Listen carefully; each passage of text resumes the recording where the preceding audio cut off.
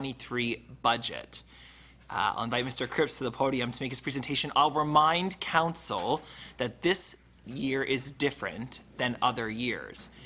In most years previously, the budget would be presented and Council would effectively approve the budget and vote.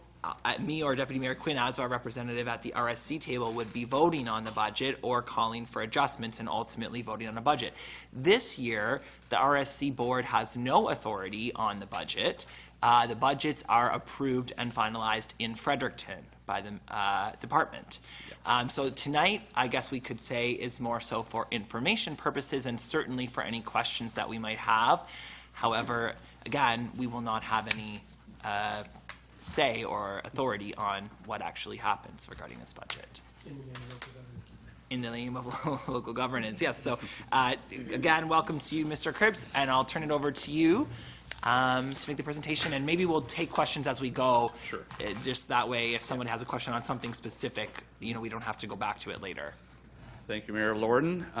Hello, everyone.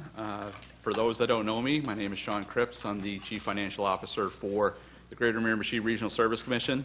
As Mayor Lorden had stated, this is all basically going to be an informational type of presentation. I could get it done in 5 minutes, but I don't think I'll take. I think I'll go a little bit longer than that. So, our Chief Executive Officer, who's newly appointed, Mr. Bell, is not here with us this evening, so he sends his regrets. So let's get right into the presentation.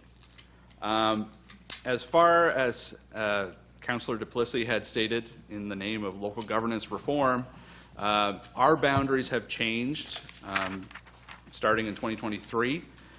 We're basically gaining some territory, but we're also losing some territory. So I believe it's going to be a rural district of Alnwick. We are taking them from the Acadian Peninsula RSC boundary, but we are losing Scubanak down around that area. But as far as geographically wise, we still have a pretty large territory. But in terms of boundary changes within the city, I'm just going to skip over a little bit of this. City of Miramichi doesn't change too much, but they do gain portions of the LSDs of Nelson and Newcastle. The biggest change as far as a municipality goes, Miramichi River Valley, which is formerly known as the village of Blackville, they are basically growing about 10 times their size, so which composes of the village of Blackville and all 4 significant portions of the LSDs of Blackville, Renews, Quarryville, North Esk, South Esk, Derby, Sunny Corner, Nelson, and Newcastle. And as part of this local governance reform, there are going to be elections held, especially in the Miramichi River Valley. Alnwick, which is of course brand new. The village of Doketown is also holding an election starting, I believe it's November 28th, I believe is the official date that these elections are going to take place. The Greater Miramichi Rural District basically comprises of all the local service districts that don't fall in under these 4 or 5 entities. And the rural community of Upper Miramichi is the only one that really is unchanged out of the region. Tax base and population, I'm not going to go over all these numbers, but as far as the city of Miramichi, which is at the very top, their percentage change from 2021 to 2022 is about 6.74%. They gain about $100 million in tax base relative to what they were in 2021.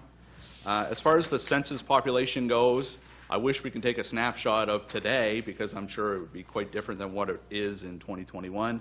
But the city of Miramichi has grown by 614 residents over the 5-year period. So 3.5% increase in population. This information is paramount for when we do our budget because there are some of our services that we do by tax base, there are some that we do by the census themselves, and some by a combination of both. So to give you an idea of the budget highlights for us, basically what we have done in the past, we've had 4 budget sections. We've had corporate services, cooperative and regional planning services, local planning services, and solid waste services. But now we have a whole array of new services being dropped down and mandated on the regional service commissions. So these include probably the biggest one, which is regional economic development.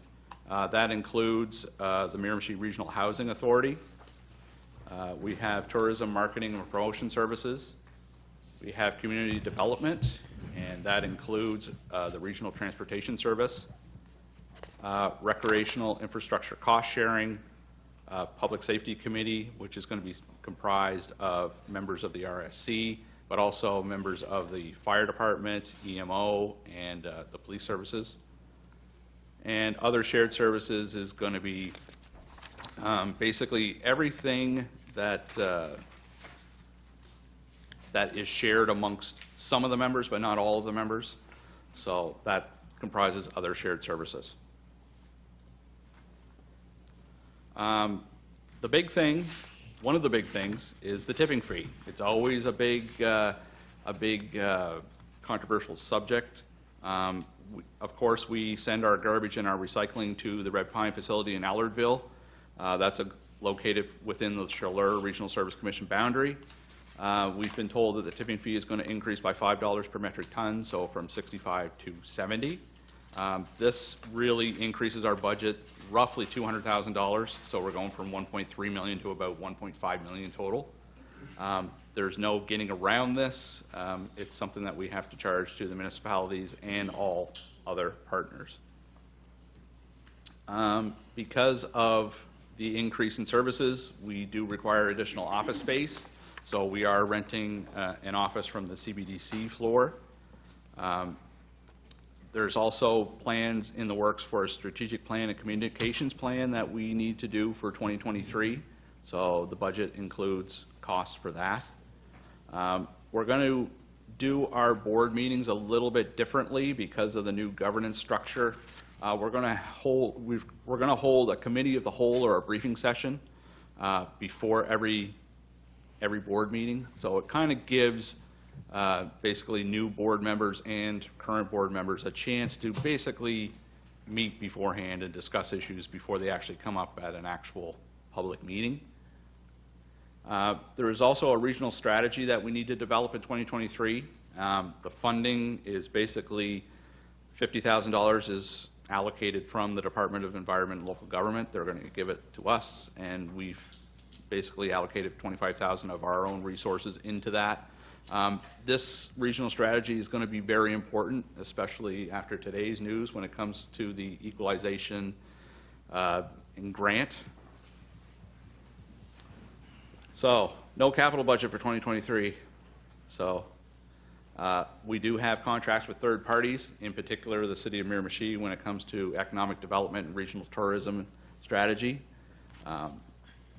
So, from an overall perspective of all the services that we are doing, the increases for the existing services amounts to about 1.2 cents. New mandated services about 1.7 cents, and all services altogether about 2.9 cent increase across the board. So to put that into perspective, if you have a home that's worth about $250,000, it's expected with these increases in the Regional Service Commission budget, your property taxes will go up about $75. And that's kind of a way that you would kind of look at it. Staffing complement. So, of course, with new services, there's definitely going to be new employees brought on board. So we're going from employees of 12 up to workforce of 17. That's what we have in our budget for 2023. One of them is the manager of the Miramichi Regional Housing Authority, community development coordinator, and a transportation coordinator. These three positions have already been filled, and they are currently working in our offices right now at the moment. We are planning on hiring an economic and labor force development coordinator and also an operations coordinator, but it is pending funding from various partners, particularly Working NB and from ACOA. And some of the operations coordinator salary and benefits is going to be funded by the GMRSC, roughly going to be about 25% of the cost there.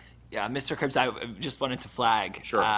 So those first three Yes. are fully funded Yes. outside of the contributions of the communities. That's correct. That's correct. Those are fully funded by other entities The working first MB. three, and the fourth is an application, but it's not funded in our budget either. That's correct. So Yeah. only one of these positions is actually funded through this budget. Yes. Yeah. And roughly 25% of the cost is going to be on behalf of the municipalities, our funding partners. Just to As clarify, far- the one is the Regional Housing Authority position? The first three are fully funded out externally. Right. The one that would be funded by the RSC member communities fully is the operations Oh, I see what you're saying. coordinator. Yeah. And the economic and labor force development, there's Sean, can you speak to that one? There is an application into working MB right now to fully fund that position. If I could jump on, those funded for how many years, As far as the Regional Housing Authority, that is funded for 3. right? Community Development, I believe, is funded right now for 1, but there's an expected memorandum of understanding for an additional 3 years for that position. And that also coincides with the Transportation Coordinator as well. Economic and Labor Force Development Coordinator, that's going to be a 3-year position as well. Okay. That's what the application is in right now. Okay. As far as current employees, we put in the budget a cost of living adjustment of 3%. So I'm going to kind of run around all the services as far as who are the partners, who provides it, because it's very important, especially with the new mandated services, and how much staff is on there. So the Planning and Building Inspection Service, the only partners that are not in it is the Village of Doketown and the rural community of Upper Miramichi. The City of Miramichi, Miramichi River Valley, Alnwick, and the Greater Miramichi Rural District fund that particular service. Of course, we provide it, and there are 8 positions. So the Planning Director, which is Mr. Bell, the Planning Services Manager,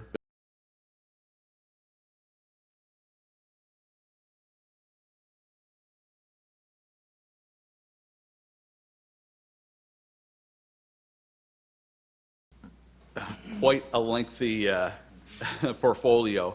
So there are basically 5 pillars of economic development that the province wants us to at least tackle starting in 2023. It doesn't have to be 100% operational, but we're definitely going to push towards that.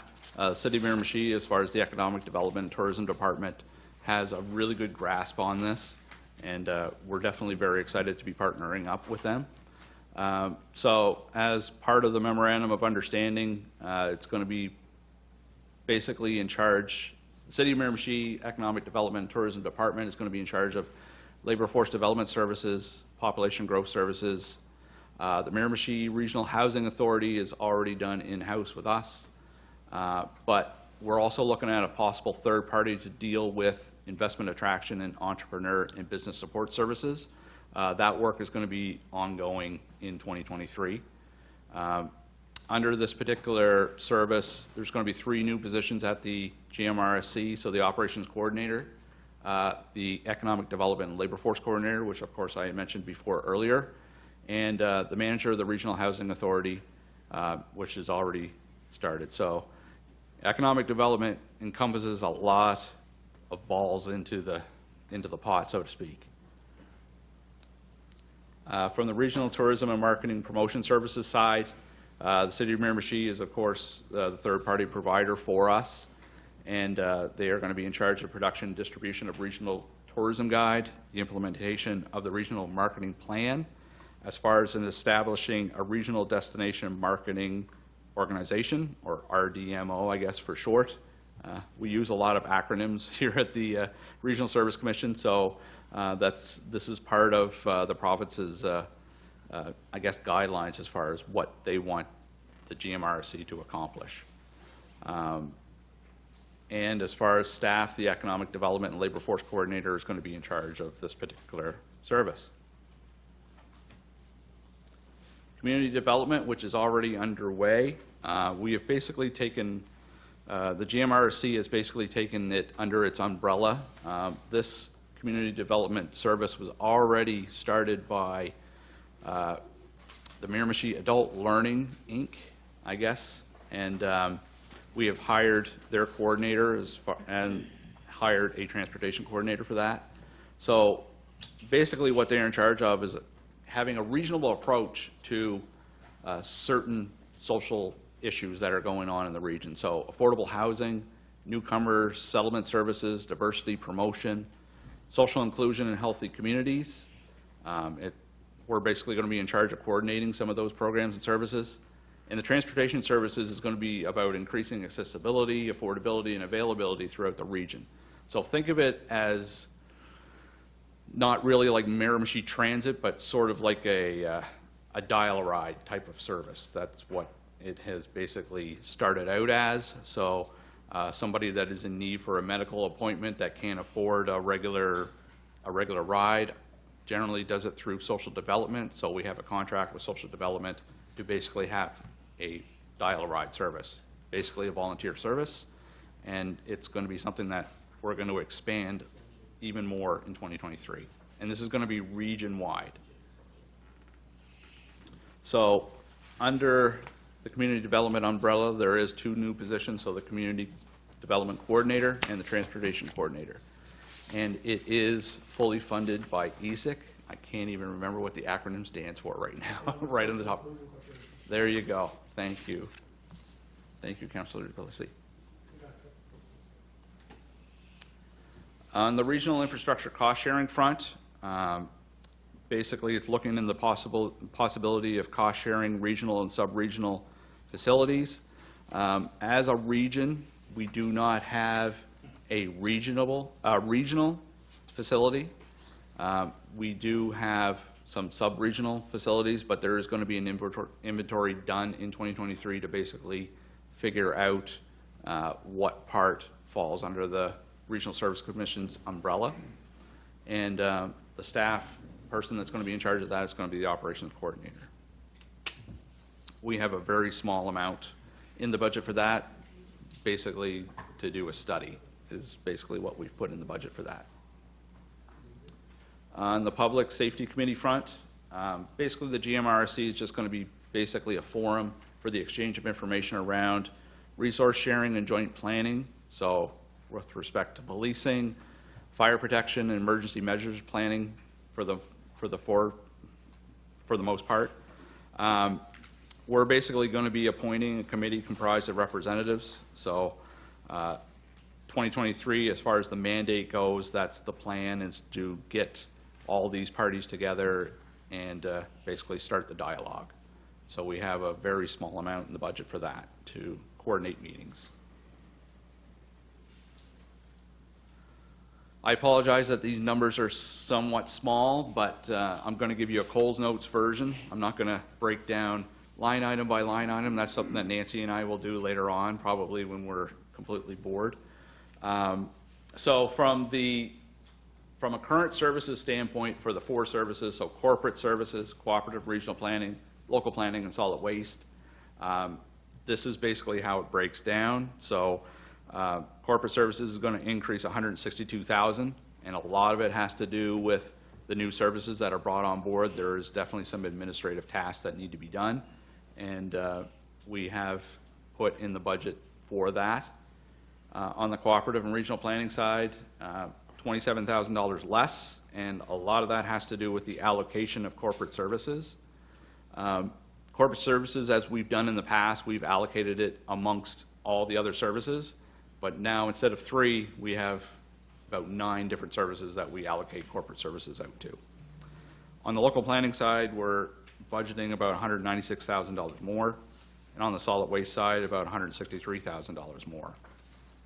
Solid waste is kind of a hard thing to estimate because of the new boundary changes. We have no tonnage. What I've done in the past was taken a 3-year average of tonnage data from all the municipalities and basically allocated it out that way. Since the new community of Alnwick is brought into play, we don't have tonnage data. So I've basically what I've done from an allocation standpoint was take what we spend what we basically collect as in metric tonnage in garbage around the region, and I've basically broken it up by population to kind of give us a good estimate of where we're going to stand. But really, the increase of 163,000, most of that, I'm going to say 90% of that is tipping fee. It really is. The change in tipping fee makes a big difference. So, Mr. Cribbs, Yep. thanks for explaining that one. Percentage-wise, local planning, that increase is about 20% of the budget. And in real numbers, bigger than the tipping fee increase that we keep referencing is a pretty big increase. Right. Can you explain that 20% increase in the local planning budget? So when it comes to the local planning budget, and this goes with every single service that we have, there are surpluses and deficits that are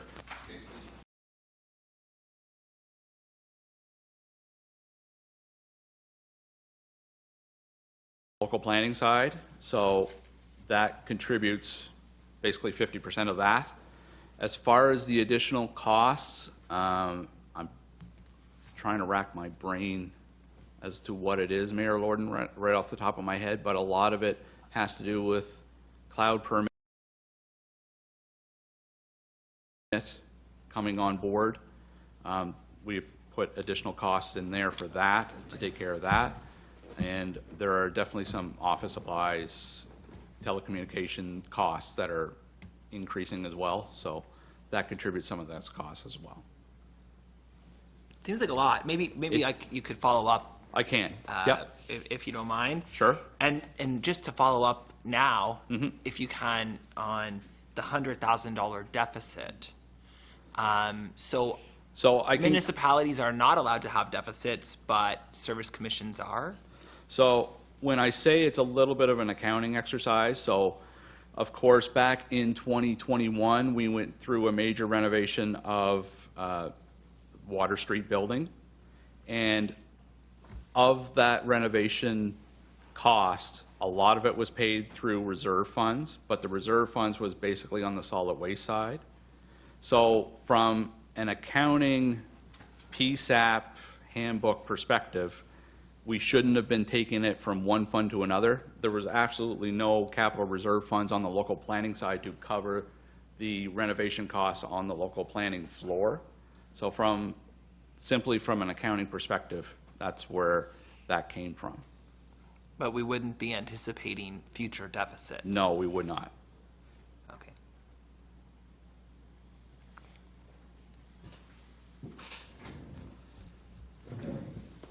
So, if there's no other questions, I'll go on to the new mandated services.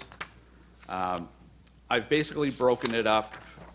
If you look at the economic development file, so there are 5 particular spots there. So on the economic development, on the population growth, the economic and labor development coordinator, the regional housing authority, and economic development on the investment attraction, and economic development labor force. So all those 5 comprise the economic development tab of our budget. Community development is at the very top, so anticipated on the budget side, $184,919, which is fully funded through ESIC. Everything else on the revenue side, basically this is how you would look at it. This is from all the outside partners that don't comprise of the municipalities. And when I say allocated to partners, that is what the municipalities would be on the hook for from a budget perspective.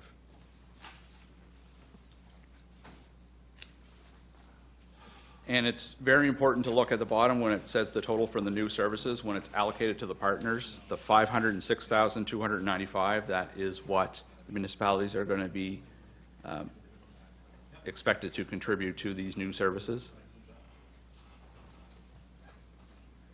This is brand new as of 3 o'clock this afternoon when we received the information in regards to the Community Funding Equalization Grant and what it entails for the RSC.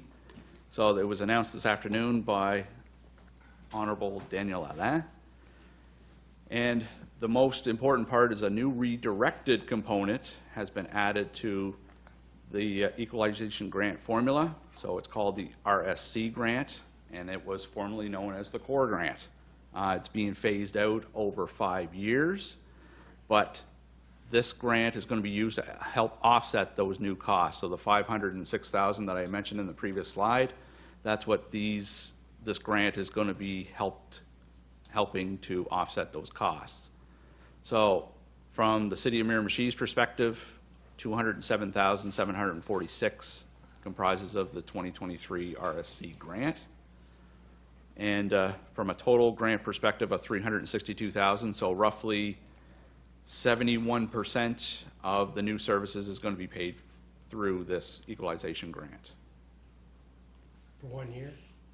This is for 1 year. According to Minister Alain, $6.17 million has been allocated to the RSCs, and $362,891 is our portion. And going forward, it's going to be on an application basis. So for the next 4 years, starting in 2024, it's going to be basically we have to apply for it in order to and it's going to be towards projects that are going to be part of our regional strategy. So that's why the regional strategy is a very important component for 2023 to get that off the ground, and then we will be looking at funding opportunities to get those paid for. Mr. Cripps, do you have any sense when we talk about projects, if that would include projects that would be operational in nature? Because I struggle to think what they would otherwise would be. Like it would be programming, right? Service delivery of programming, which then becomes operational. So had they spoke to that yet, or if not, it's certainly something we'll be mindful of and the conversations we'll have. I know, Mayor Lorden, it's probably really early in the conversation to even think about it. I know even myself, I'm still trying to process what this is going to be. But I believe it's going to be part of the mandate of the new board in order to kind of come up with these projects. If there's particular projects that communities want to undertake, this could be very much an avenue to go to. I hope I answered your question as best I could. You didn't, which means that you don't have the info either. So we No, just got I to go and don't. find it. Is the thing, yeah.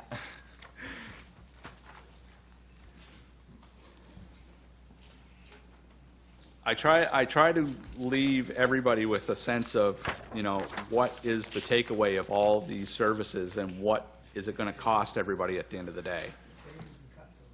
Savings and cuts, yeah, as Councillor Duplessis says. So from a budget perspective, when we submit this to Fredericton, it looks like the City of Miramichi is paying $1.42 million for all the services, but that's not the case. Because of the third-party contracts that we have in place with Economic Development and the Tourism Department, there is definitely some savings to be had for the City of Miramichi when it comes to the overall cost. So you go from $1.42 million, you bring the RSC grant into place, so you reduce $207,000.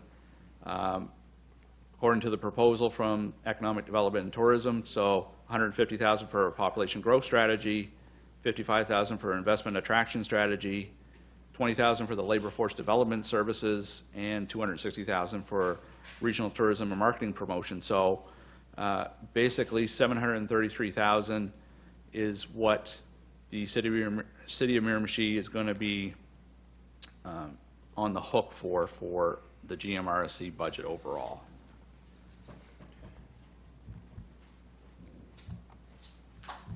If I could, that is subject to council approving a couple of contracts with the RSC That's for correct. those revenues that haven't been brought forward yet. That is correct.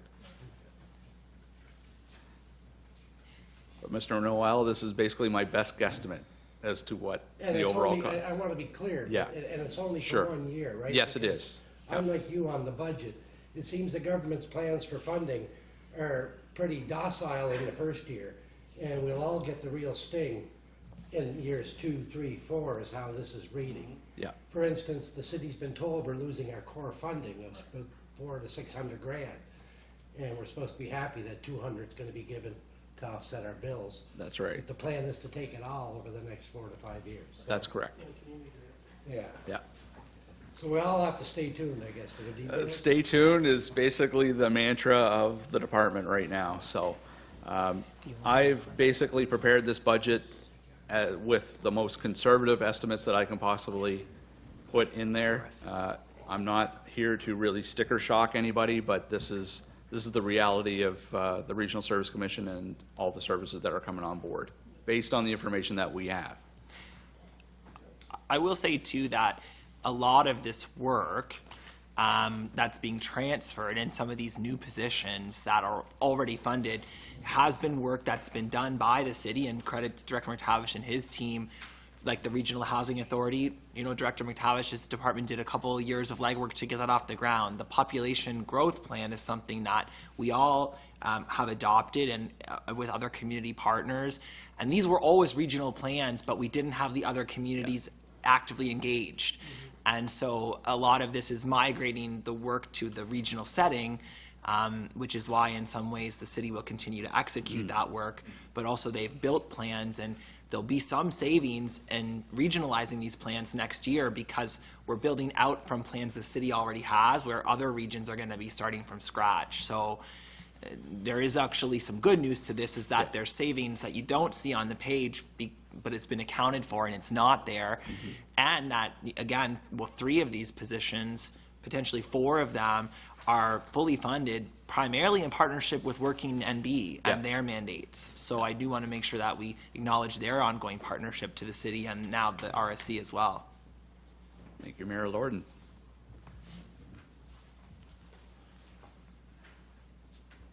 Don't need to go through that. Can you go back to that last slide? Sure. there? You want me to go back to that last slide? I missed it.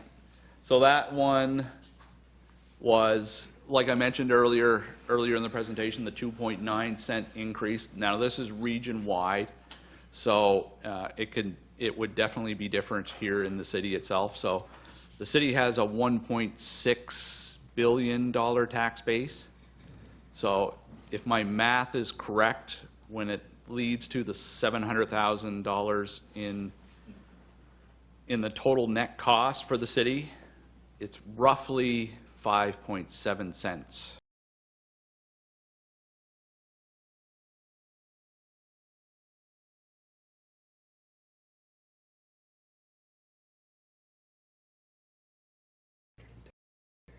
That's new and old, though. Yeah. Okay. So you don't, the 2.9.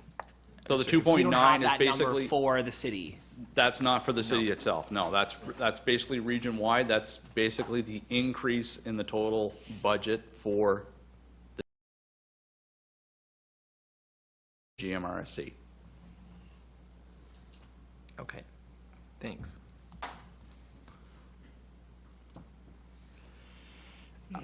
Additional questions from, Councillor Duplessis. Thank you, Your Worship. Yeah, I mean, just to get more of a comment, appreciate the Sure. the presentation and the summary of my comments. But it strikes me as that Venn diagram, right, where there's a lot in the middle there that both organizations are being asked to do, and I think I can share the concern of the mayor, where we've been doing a lot of this work for a very long time, and then in the short term to get an operation up and running, and then you mentioned your own strategic planning, your own process for deliberation.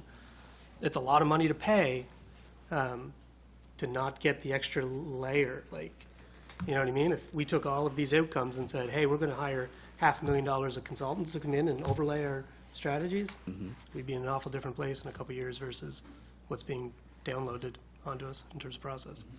I can say, Councillor Duplessis, as far as the RSC model, when we look at Greater Miramichi area is as compared to other parts of the province, we're way at the top because, like you said, City of Miramichi has done the majority of the work already.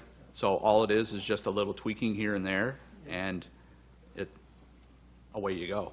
If we did not have the City of Miramichi on board for us to start from scratch, those costs would be astronomical. So I guess the challenge would be to get $500,000 of an additional outcomes on those strategies that we've already identified and are building on, and not go backwards in the process. Bureaucracy can, whatever. Yeah, thank you for your presentation. It's frustrating. Yeah, just to speak to that, Councillor Duplessis, I've voiced this at the board and at transition committee meetings all year long, is that certainly I am very vigilant about making sure that we don't fall back to the pack in any way and lose ground on work we've been doing. We're happy to bring them in, but they've got to make sure that they catch up, and that's where we move forward together. So I think this year as a transition year, you know, we'll really, none of us know what this is going to look like, but we're going to be vigilant as a city to make sure that we're meeting our objectives, and while we sort of onboard partners to meet shared objectives moving forward. Yeah. Thank you, Mayor Lorden. Anyone else? Yeah. I don't know. Thank you, Mr. Cripps, for your presentation. Just building on something that Mayor Lorden said earlier, which I mean, I've seen you at meetings. I dip my toes. I dip my toes in your waters in the absence of Mayor Lorden. But can you carry a deficit of the Greater Miramichi Regional Service Commission? You use the term deficit. Are you allowed to carry a deficit? You can technically carry it for indefinitely. You really can. And it's basically an accounting budgeting exercise is what it is. So, you know, it's not as if we're in a debt position, because we're not. I understand, yep. It's very much just a structural deficit.